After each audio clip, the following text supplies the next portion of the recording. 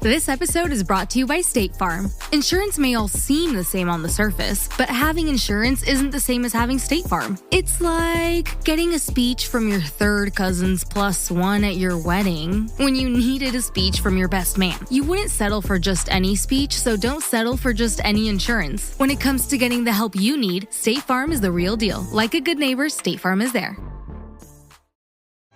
If you thought goldenly breaded McDonald's chicken couldn't get more golden, think Golder. Because new sweet and smoky special edition gold sauce is here. Made for your chicken favorites. At participating McDonald's for a limited time. I'm not gonna assume that because the fireplace thing happened or you didn't do this thing that you said you were gonna do or whatever, that you are unreliable. And I recognize that was my own insecurities. And we talked about this yesterday while on acid while I was crying, but I didn't make you cry, to be fair, just that for the record. Well, you did in the best of ways.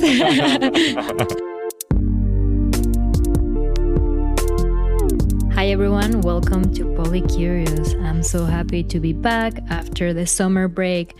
And today I have a special episode because I'm talking to one of my partners, John. If you're new to the podcast, I have a primary partner called Seth and most recently a secondary partner called John. And this is actually the second part of our conversation. In the first part, we talk about John's journey into non-monogamy and the lessons he's learned from it. And if you want to check out that first part, you can subscribe to my Patreon. You'll find the link in the show notes. But this second part is all about my relationship with him and the ups and downs that we've gone through, the lessons that we've both learned, and how we're each learning about ourselves through our relationship and what we're learning from each other. And if you want even more detail into how we became partners and how I overcame my resistance to being polyamorous, you can listen to my episode on Patreon. It's called How I Went from Polycurious to Poly. Part 1 is free if you become a free member, and part 2 is only for paid members. So check that out if you're curious about going deeper into some of what we talk about today. But the reason I wanted to have John on the podcast was because I feel like becoming more intimate with someone besides Seth has come with a lot of lessons. And I think a big one for me is that a lot of the things that we resent our partners for or that we expect from our partners are often actually things that we need to work on or that we resent ourselves for. And I think for me with John, given that my relationship with him has revolved a lot around being exploratory and taking risks, and also given that he's a very, very different person from Seth, what I came to realize as I came to accept John for who he is that even though there are ways in which, yes, John is learning to show up for me in the ways that I need, at the same time, most of that work of feeling safe is work that I need to be doing within myself. So then instead of expecting him to be the responsible person, I need to be responsible in my dynamic with him in a way that I might not have to be with Seth, because in my dynamic with Seth, he's the one who, for example, wants to follow the rules all the time. And I'm the one who pushes him to be a little bit more spontaneous. But because John is as crazy as I am, in my relationship with him, I have to show up differently. So I think a lot of this episode for me is about what happens when you compare partners, how you show up differently in each partnership, and how polyamory can actually be a great opportunity to examine yourself and grow as a person. And I know everyone's poly journey is different. And I've had a ton of different stories in the podcast, and I just wanted to also share my poly story with all of you. So I hope that you learn from it. I hope that this helps you in your particular journey. And if what you hear today resonates with you, make sure to share this episode with your partner, with a friend, or maybe even with a family member. Okay, guys, here is my interview with my partner, John. Okay, let's talk about our relationship. Oh, right. Yeah, I'm not sure where to start, but I guess from the beginning. So I met you through Iris, who's a friend. Yeah. And I feel like we both like just really liked each other and, felt some level of attraction. But I knew that you and Iris were like figuring it out. Like she had shared some things with me about your relationship with her. So I was not thinking that, anything would come of our attraction, which I wasn't even like sure if you also felt. Eventually we reconnected. I had already left New York by that point. So I think the first times that we interacted, I thought it was just a physical attraction. And then I think we went on a date and I was like, oh, actually, there's more here than I thought it would be. And ever since, we've been seeing each other in different places, be it in Mexico or in Denver or in New York. And it's been already over a year. But yeah, I think where I was coming from was from a place of having had a lot of flings, but also having had a break, realizing that I was seeking validation from men and wanting to step back from it and focusing on my friendships and wanting to leave New York from a more conscious place. But before that, I had a few flings with people or relationships with people that didn't last, a handful in the few years that I've been non-monogamous. And I think that created some fear in me because these relationships would either end because the other person would find someone to be monogamous with or because I wanted to move on. And I think I learned from my desire to move on to the next shiny person that I'm a novelty seeker. And then I just assumed that that was part of my personality and that I would just not get bored, but desire to use my energy and attention on someone else. And because I'm not someone that generally likes to date too many people at the same time, besides obviously, Seth and, maybe one other person, then I would break up with those people. Or again, those people would find a monogamous partner. And what was hard for me wasn't that they found a monogamous partner, but that they weren't graceful about it. And I felt like they stopped treating me as a friend and all these things. So I came with this preconception of I'm a novelty seeker. And also if I date single men, they'll probably find a monogamous person and their relationship will eventually end. So I wanted to keep things casual. And also because I've been so disappointed so many times, I didn't want my feelings to overtake me like they had before because the relationships would end and then I would be heartbroken. And as you know, I took it very casual at first or tried to take it very casual and I wasn't looking for a partnership. But I think that was giving you the idea that I was avoiding recognizing that we were more than just friends with benefits. And I was still kind of in my head, I was still being like, no, we're friends with benefits. And I think you were at some point came to say like, hey, come on.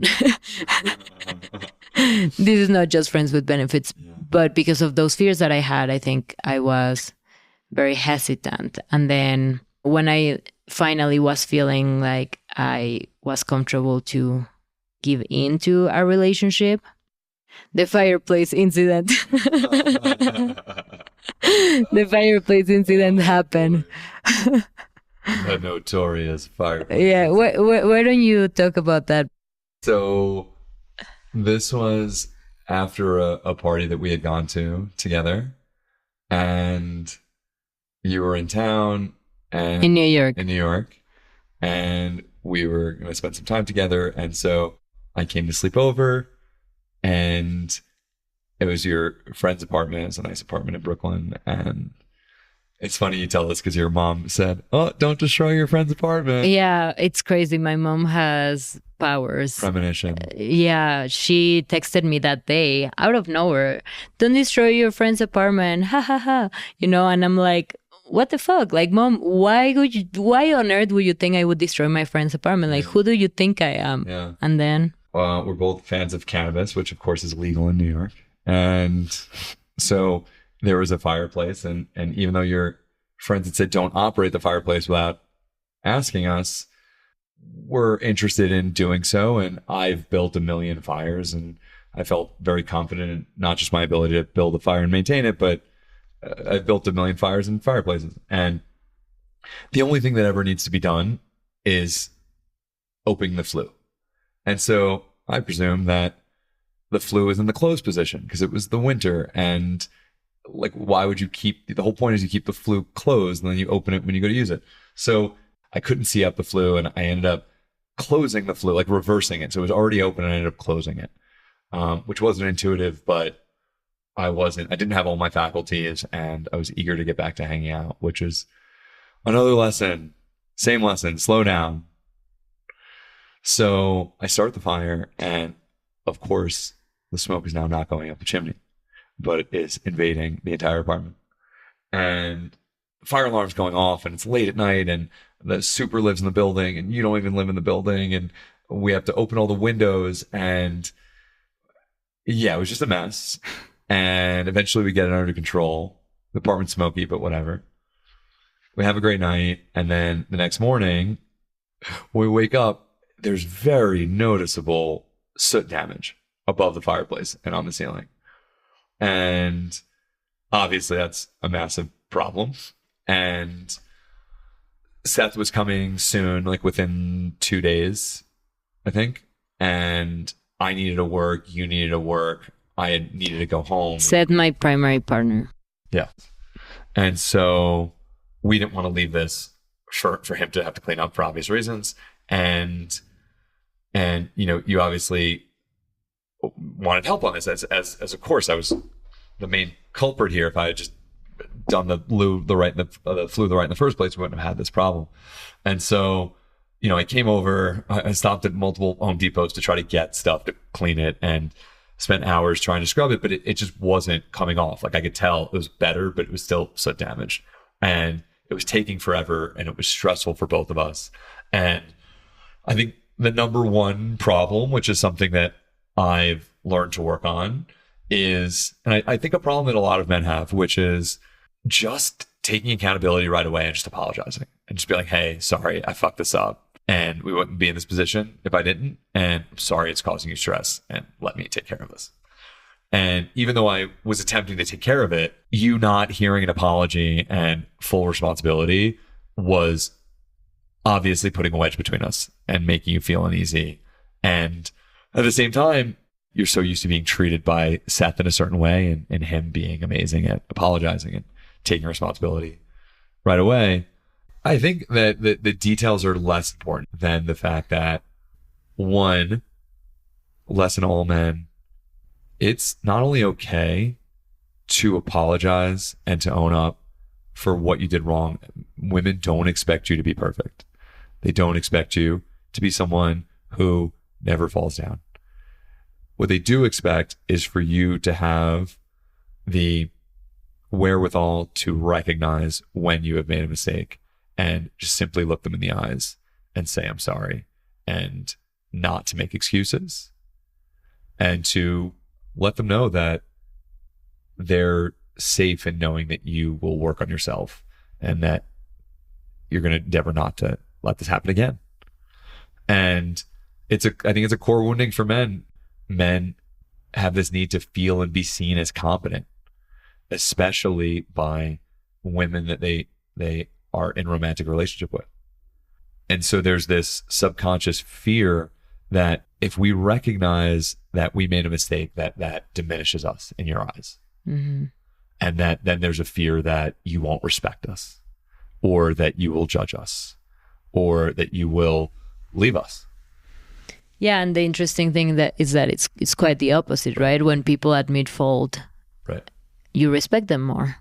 But yeah, so that happened, and then I think what was difficult for me was that even though we mostly fixed it, so we eventually found a bucket of paint and we painted, but turned out that the color of the wall was different than the color from the ceiling, and you could see that we had painted the ceiling. So it was like crazy because we were painting literally like a minute before Seth gets into the apartment, and then you're like, oh, should I stay and say hi? And I'm like so mad. I'm like, no.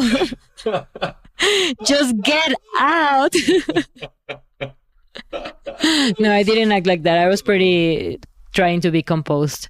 But yeah, anyhow, so you left, Seth arrives 2 minutes later, and it was late at night, so we didn't really see. But then the next morning turned out that we still needed to paint the ceiling a different colors. So Seth and I then went and got 3 different types of paint, and none of the colors were right. And then we spent the whole day mixing different colors and trying to get the shade right. And I think I had come to that trip with the intention of being grounded.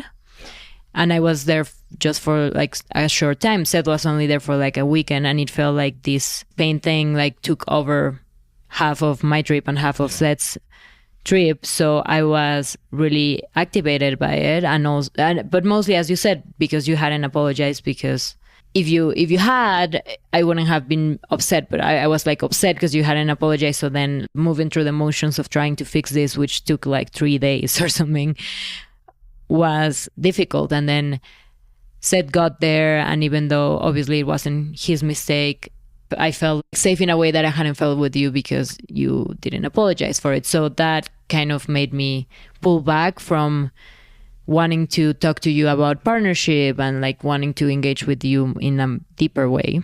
But, you know, it's also like my stuff, right? So my insecurities about trusting men, and me having guilt about not stopping you when you said, oh, I can do the fire, and knowing that I should have waited for my friend to reply. We did ask her, but she was taking a long time, and not listening to my intuition and just trusting you. And I've had a long journey of finding myself in unsafe situations and having to learn that I can't trust men.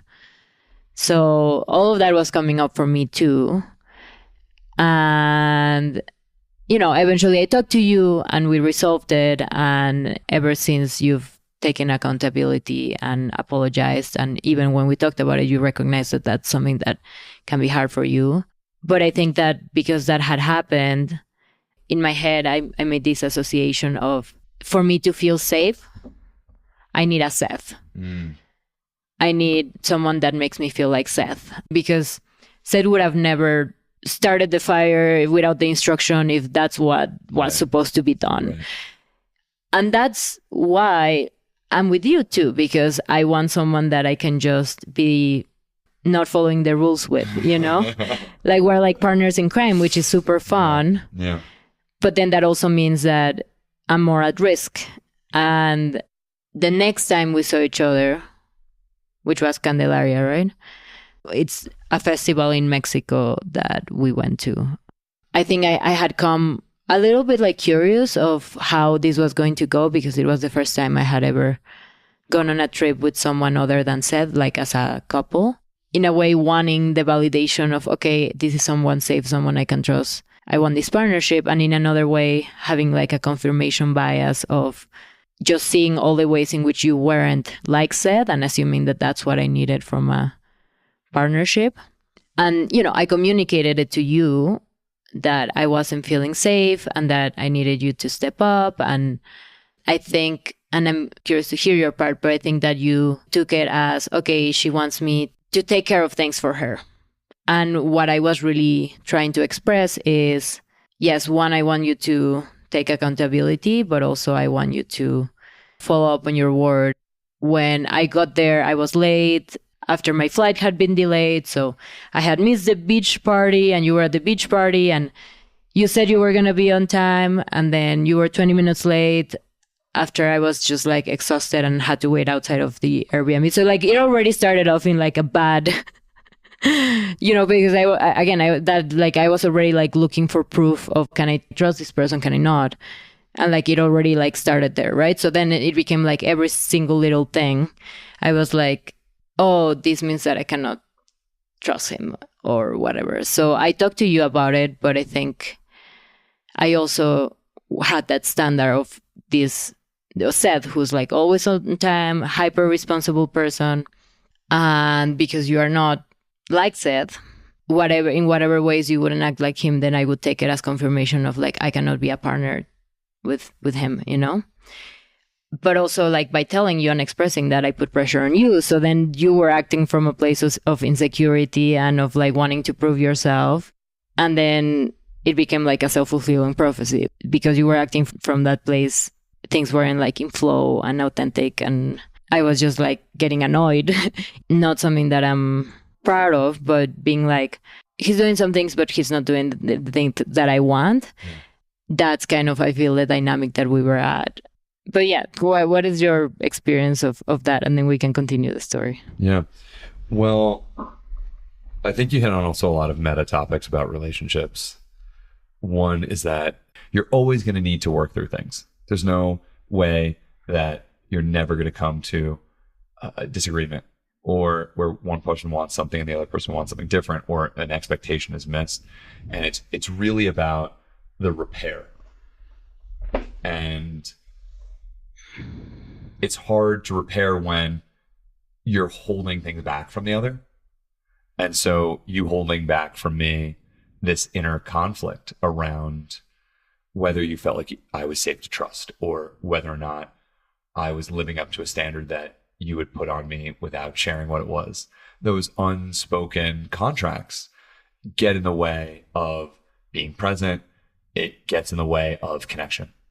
But you don't think that I was expressing it? It's not that you weren't expressing it. I don't think you were expressing it to the same level of detail as you were experiencing it. And that after getting your entire perspective and understanding your history, it was able to click for me why this was so important for you, and which made it easier for me to show up in that way. And also, this is something that I've gotten feedback from other partners where they're like, you are amazing in so many ways, and you go out of your way in these great ways, and thank you. And I would really just love for you to do the damn thing I am asking you to do. And so that's the work I need to do, where because I'm afraid of disappointing, I can feel like a perfectionist, and then I can avoid the thing that I'm being asked because I'm so worried about screwing it up and disappointing them that, as you said, it becomes a self-fulfilling prophecy. And I either don't do it or I do it poorly, and it induces, of course, the thing that I'm afraid of, which is disappointing my partner. And so because we were more than just friends with benefits and we shared intimacy and connection, we were bringing up things and we were triggering the other person. And I'm really proud of how we both stayed committed to being open emotionally with each other. And instead of closing up, which I've done many times in other relationships, I would just voice to you and say, hey, I'm feeling really unsafe and I feel like I am closing up emotionally and I don't want to do that. And you do a really wonderful job of staying calm and of feeling your feelings without projecting them or hurling them at me, of speaking your truth while leaving open the possibility that it's not the whole truth and that there's my side and there's a lot of contributing factors. We actually have a very healthy way of relating, very transparent, a willingness to see the other person without judgment, of notice where we're being triggered and how that's creating the dynamic we don't want. Really trying to just hear the person and understand them and hold them in it and not need to fix them and not need to move them on from it and be a safe space for them to process without it needing to be a multi-hour over-processing thing. And so, yeah, I'm very grateful to be able to have that dynamic with us. Mm-hmm. Yeah, it's very interesting because, and this is something that we've talked about too. I know that we haven't, we did spend hours processing something, but outside of that time at Candelaria. But that was a very unique circumstance, I think. Right. But my point is that, with the exception of that, like, we resolve problems relatively quickly. And I think that the more we get to know each other, the easier it becomes.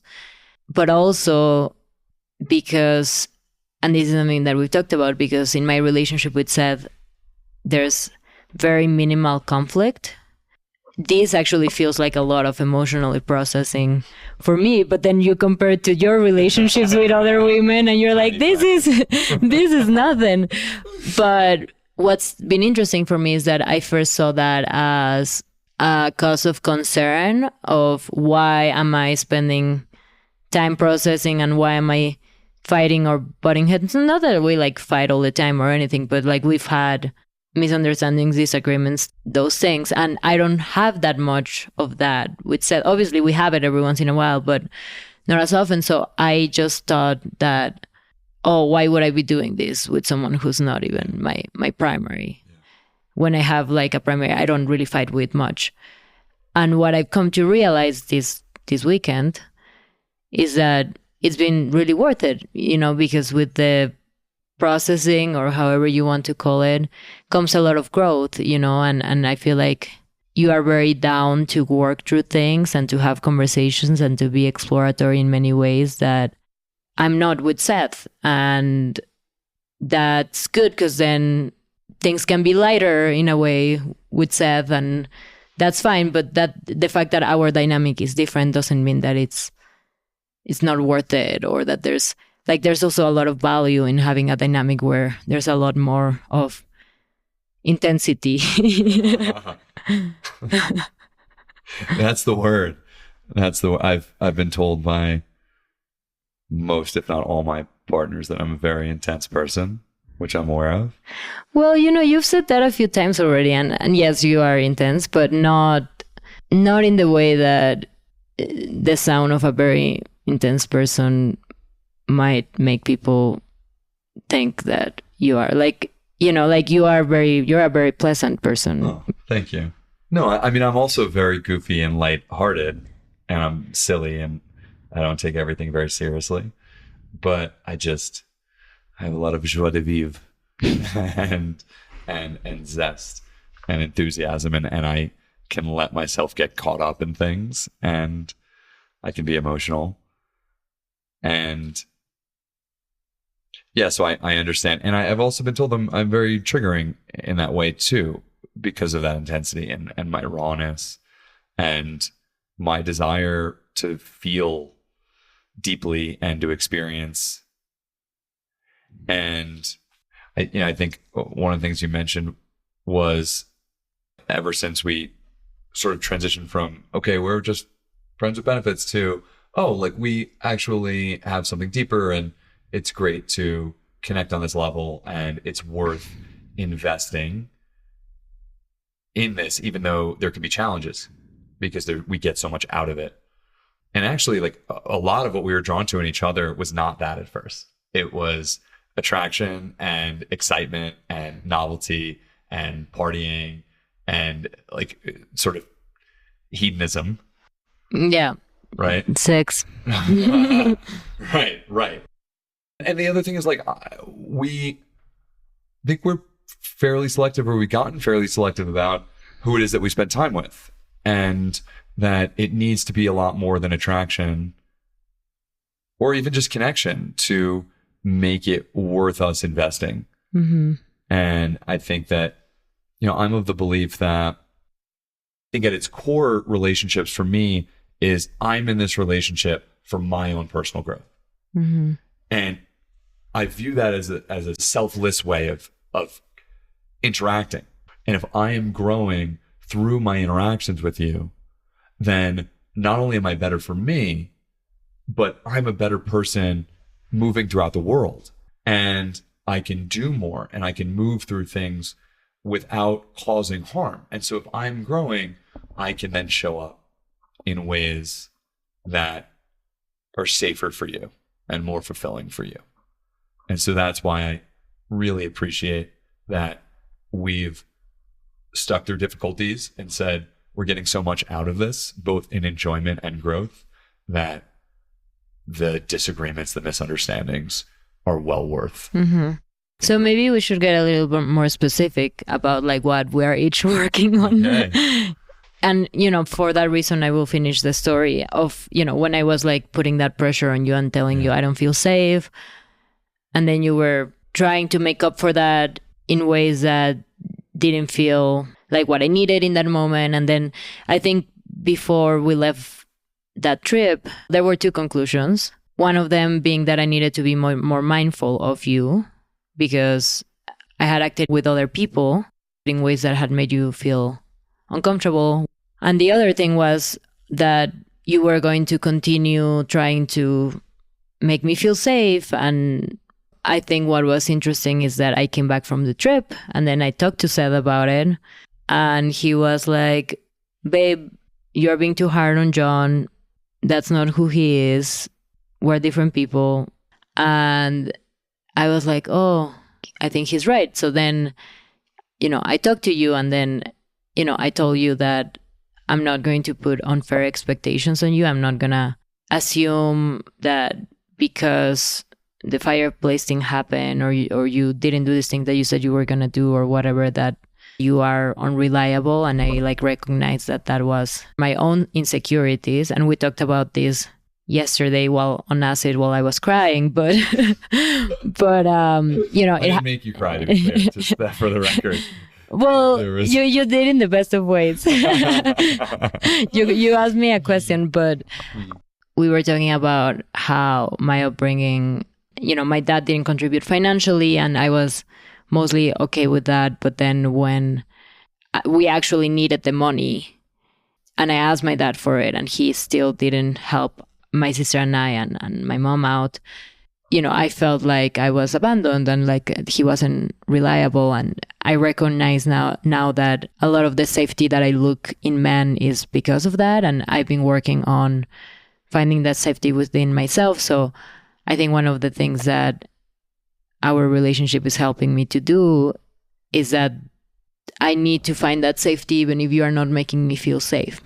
And it's not that you're not making me feel safe because you are an unreliable, irresponsible person, but I didn't feel as safe with you as I felt with Seth because Seth is just like hyper responsible. And that also causes friction in our relationship, that I want him to be more spontaneous or I want him to party more or I want him to not always have to fucking have a plan. And with you, it's wonderful that we don't have to do that. But then I'm the one who has to be like last night, I'm like, it's 11 p.m. We haven't had dinner and I have a 9 a.m. meeting tomorrow, So for me, it's like that practice of feeling safe within myself.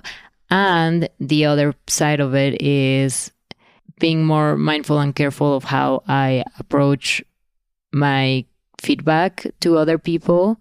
Because what I realized is that, as we talked about, I was telling you, oh, you better show up, you better be more responsible, whatever. But I was also kind of telling you, if not, who knows if we're going to continue together. So it came from a place of not making you feel safe either. Or it didn't come from a place from wanting that, but that was the result.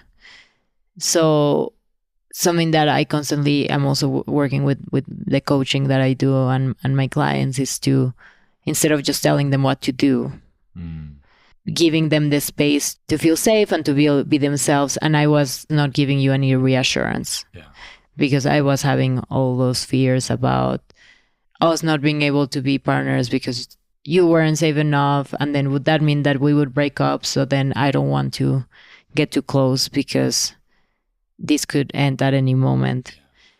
So I think that I don't get to practice with Seth that much. I do, like, sometimes Seth is like, you shouldn't say things that way. As I'm sure listeners have noticed, I'm like very direct and sometimes things don't come out in the right way. And sometimes I don't think about how the person is going to hear them. And I just think about what I'm trying to express.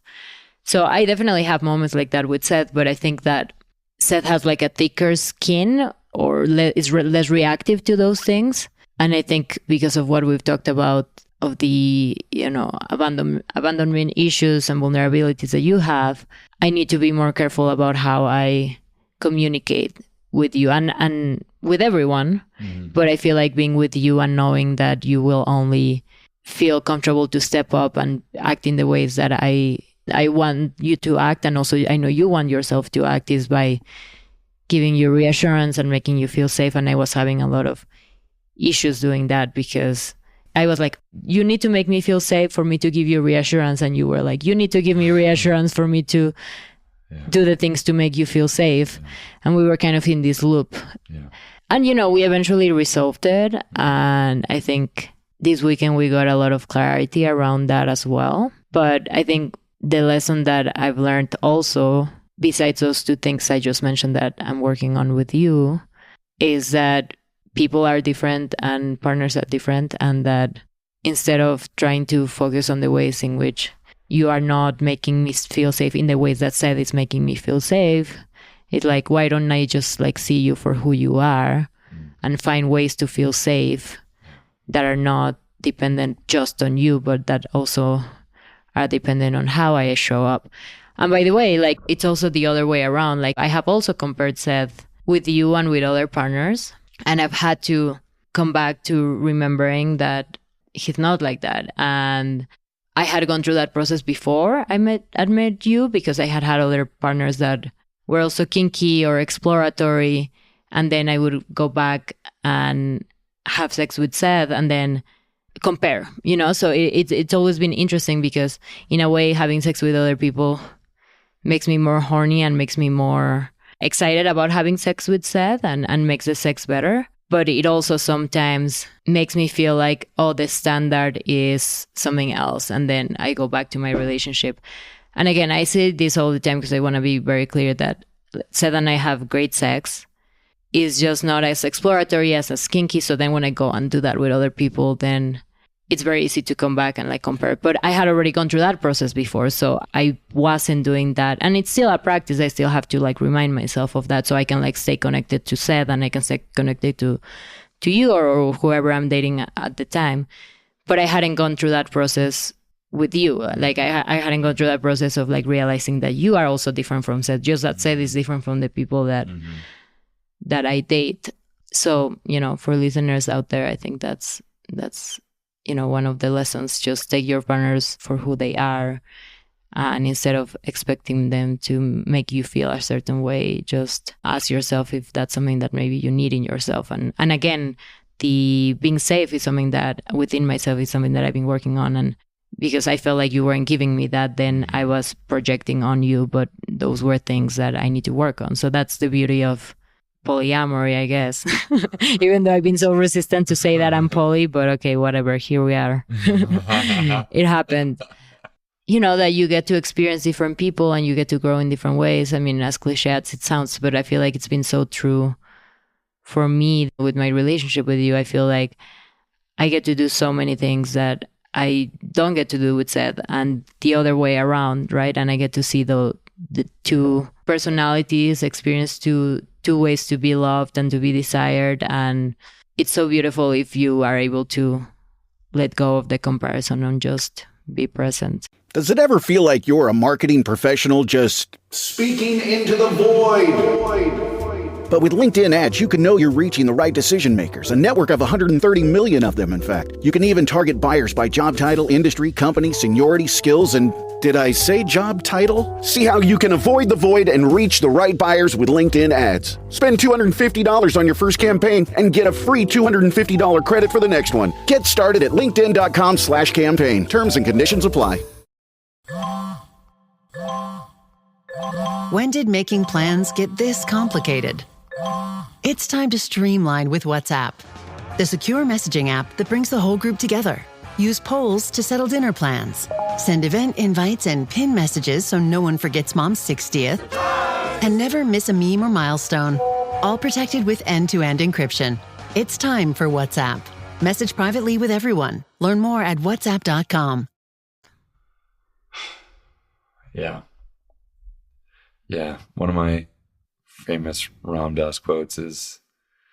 Your famous? My favorite. Oh, your favorite. Ram Dass quote is you look at a tree and you see that it's bent in this sort of, you know, complex way, maybe at a 90-degree angle, and some of the branches don't have leaves, and the trunk is a little, I don't know, not pleasant to look at. It doesn't look like the rest of the trees. And you don't look at the tree and say, oh, that's a bad tree. You just recognize that it grew that way because that's the way it had to grow to get access to light. And that's the way it needed to grow to get access to water. And yet, when we look at people, instead of looking at them and saying, oh, they're like that, they're in their own unique way because of their own lived experience, and how can I appreciate this person for who they are now? It's easy to say, this is not good enough. This is not what I want. And there's a fine line, because not everybody's for you.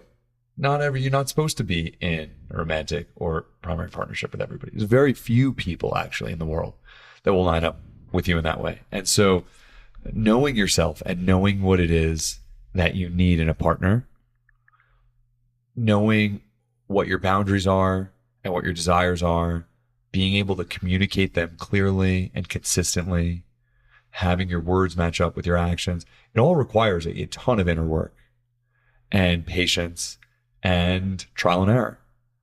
And you and I have had a lot of trial and error with other people and with each other.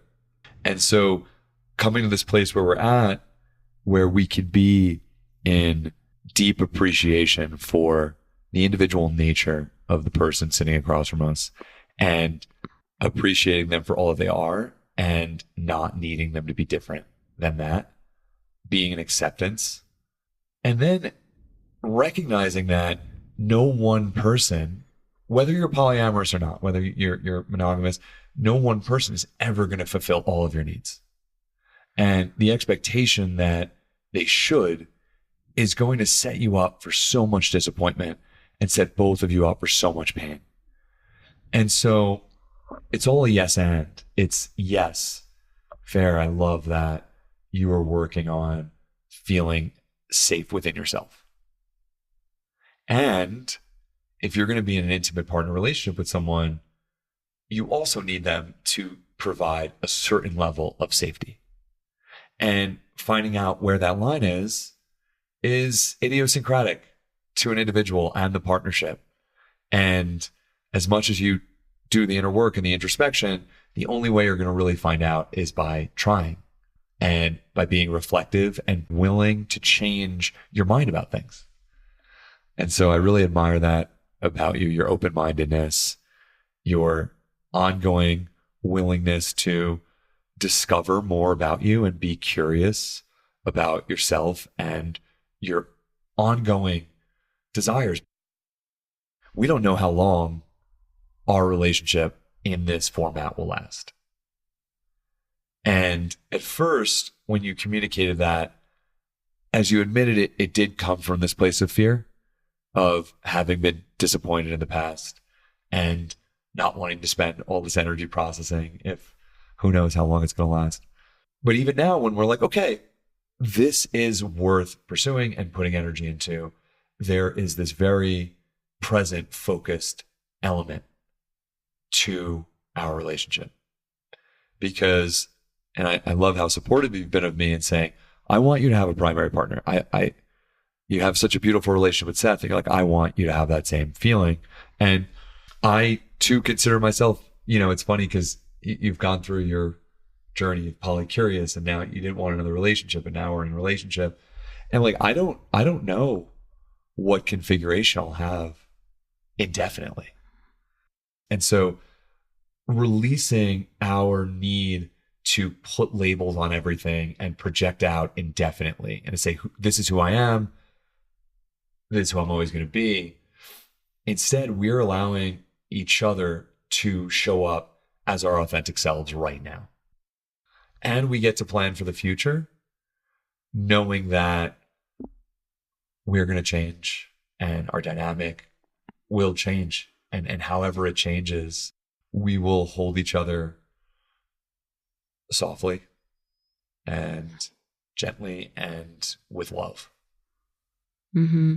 Yeah, and I think that as you alluded to, the fact that I have a primary also helps making our connection to just be about the present moment, because I think that, in the past relationships that you've been in, all of those situations, one person in the partnership wanted to be primaries and the other person didn't. And we're in a dynamic where we know that's off the table. So then there's no there's still fears of descending and insecurities and things, but there's no push and pull in that way because we are very clear. And I've found that it's really amazing because it takes a lot of the pressure off and we can just be ourselves. But you didn't answer my question of what you are working on in our relationship. In our relationship.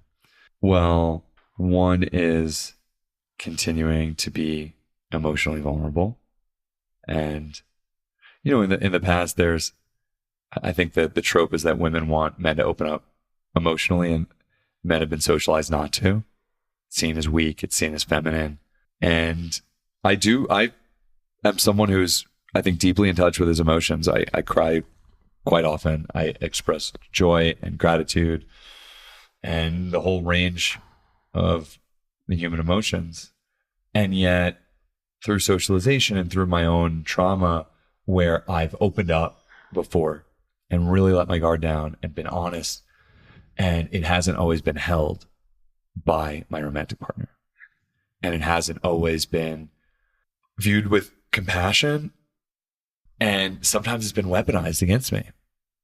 And so there's this fear that will happen again. And I think this weekend we've made a lot of progress on that.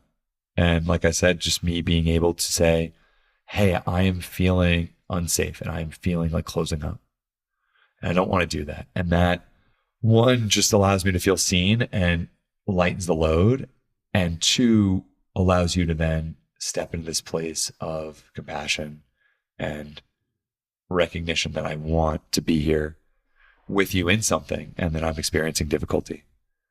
And it helps you figure out how to show up in a way that's going to support that.